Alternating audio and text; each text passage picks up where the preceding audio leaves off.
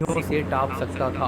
इसीलिए अब यह साबित हो रहा था कि हो न हो कोई घर का जानकार ही इस परिवार के लोगों को मौत की नींद सुलाया है, वो भी धोखे से। अब पुलिस ने शबनम की कॉल डिटेल्स निकाली और वहीं दूसरी ओर शबनम की तबीयत फिर बिगड़ने लगी और जब उसे हॉस्पिटल भेजा गया तो वहां पर एक बहुत बड़ा खुलासा हुआ कि शबनम मां बनने वाली है, जो कि ये बात अपने आप में चौंका देने वाली थी, क्योंकि उसकी शादी तो हुई ही नहीं थी।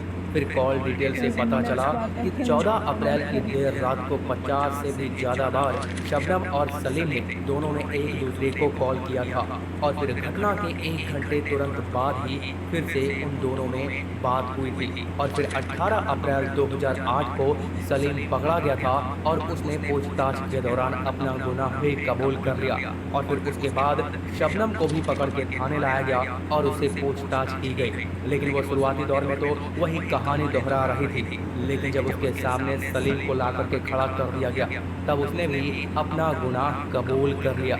दरअसल सच्चाई यह थी कि शबनम और सलीम दोनों प्रेमी थे और शबनम सलीम के बच्चे की ही मां बनने वाली थी। शबनम ने अपने परिवार वालों को सलीम के साथ शादी करा देने के लिए काफी मनाने की कोशिश की, लेकिन जब वे नहीं माने तो उसने अपने प्रेमी सलीम के साथ मिलकर के इस भयानक घटना को अंजाम दिया।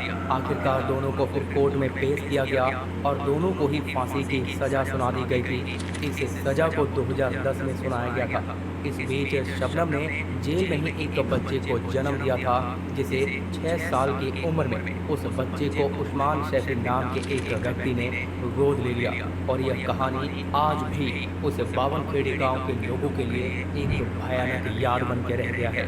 तो आपको आज का एपिसोड कैसा लगा, फीडबैक में जरूर बताएं। मेरा नाम है सुमित, मुलाकात होगी एक और अगले एपिसोड में।